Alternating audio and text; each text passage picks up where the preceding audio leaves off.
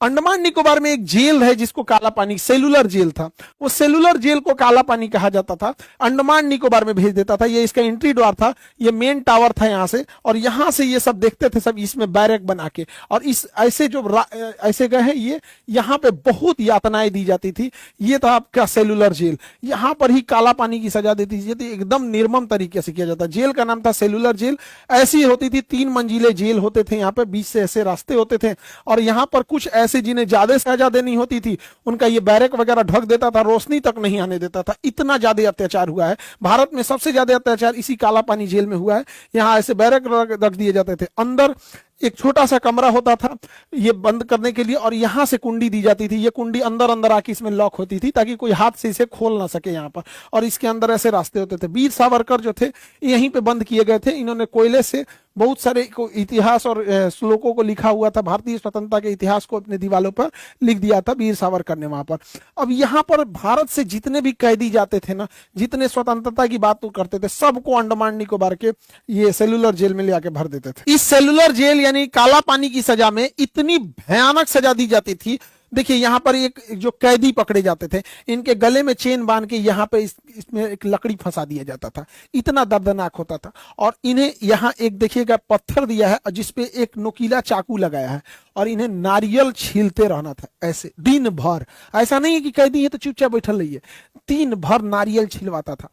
हाथ में छाले पड़ जाते थे नारियल छीलते छीलते, दर्द हो जाता था बैठे बैठे, लेकिन दिन भर नारियल छिलवाता था इनसे।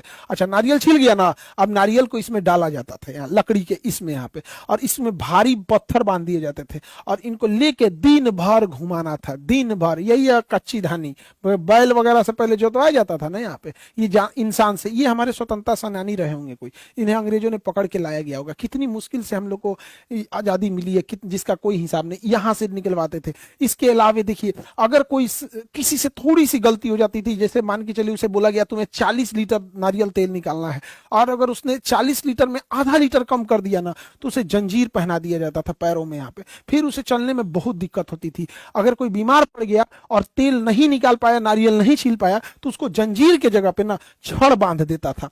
अब ये छड़ जो है ना थोड़ा भी फ्लेक्सिबल नहीं होता है। छड़ बांध, जंजीर में तो फ्लेक्सिबल होता है, लेकिन छड़ में थोड़ा भी नहीं होता। ये चल भी नहीं पाते थे लोग। यहाँ पर बहुत बुरी तरह से दर्द करता था, इसको दौड़ाते थे सब। जो चल नहीं पाता था छड़ बांध के, उसको ये अंग्रेज दौड़ाते थे सब। कितने जालिम थे सब यहाँ पे। और गर्मी पड़ती है अंडमान निकोबार, समुद्र के किनारे वाले एरिया में बहुत चिलचिलाहट वाली गर्मी पड़ती है। उस गर्मी में ये सब क्या करते थे सब, पंखा वगैरह कुछ नहीं देते थे सब, और ये जूट का बोरा जो इसका जानवर को पहनाया जाता है, ठंडी के दिन में ओढ़ाया जाता है, लोग देहात में आदमी पैर पोछने के लिए यूज करता है, यही पहनाते थे सब। पूरा चमड़ा उधड़ जाता था, और सबके सामने बांध कर और यहां पर मारते थे सब। पूरे कमर पे बैठने की जगह पे यहाँ पे चमड़ा उतर जाता था।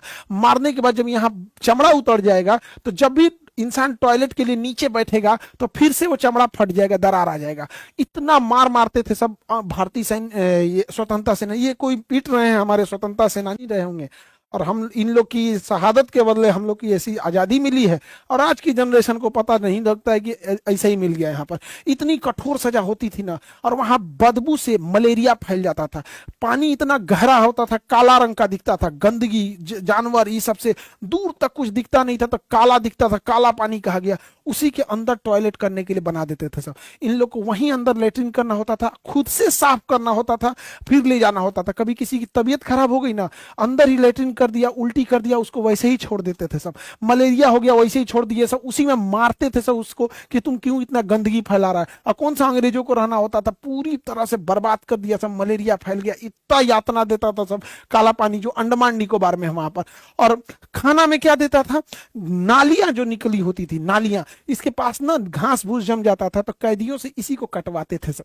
और इसी घास को, ये जो कचड़े हैं यहाँ पे, इसमें से पानी लेके, इसी कचड़े के पानी लेके घास को इसी में पकवाते थे सब, और सबके सामने कहते थे खाओ।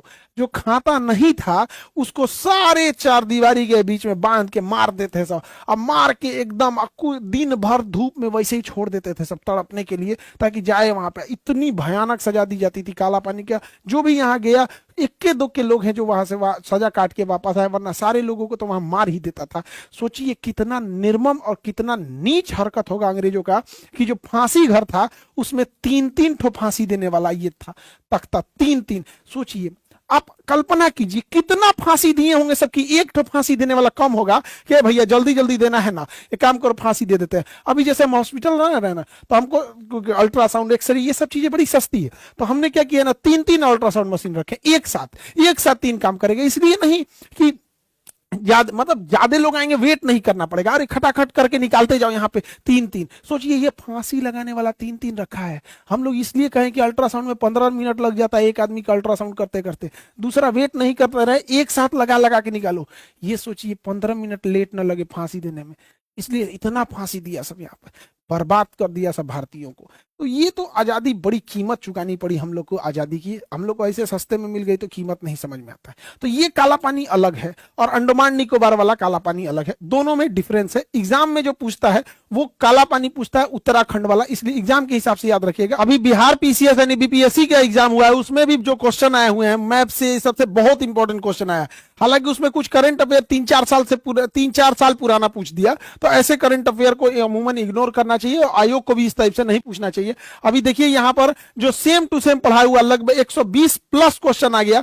यहाँ पे आपको क्वेश्चन पूछा हुआ है, यहाँ क्लास है केजीएस का, यहाँ पे हम ये सारा चीज आपको पीडीएफ में अपलोड करके दे देंगे, आप एक बार क्रॉस चेक कर लीजिएगा। यहाँ जो पढ़ाया गया है वहां वही चीज आपको आया हुआ होगा। 120 प्लस क्वेश्चन सीधे सीधे क्लास नोट से यहाँ पर, तो 120 कितना भी कट ऑफ जाएगा, ये सारा अपलोड कर देंगे, आप देख लीजिएगा, एकदम मिला लीजिएगा एक एक करके। जो एग्जाम में आया है वो यहाँ पे आया है, जो एग्जाम में पूछ रहा है वही यहाँ पे भी पूछ रहा है, चाहे जितना भी टफ हुआ हो, इससे कोई बहस नहीं होता है यहाँ पे। तो दोनों में आना चाहिए। हालांकि इस बार कुछ आंकड़े जो थे वो बड़ा उलझाए थे बच्चों को, तो खैर उससे नहीं भागना है, जो क्वेश्चन आते हैं उससे तो आपको बनाना ही रहता है यहाँ पे। बाकी आप लोग पढ़ाई करते रहेंगे और इसको हम लोग आपको अपलोड कर देंगे ताकि आप लोग इसको मिला सके। टेलीग्राम में भी अपलोड कर देंगे कितना पढ़ाया हुआ है, और आप इस वीडियो के नीचे डिस्क्रिप्शन में भी दिखा देंगे कि कितना पढ़ाया हुआ है।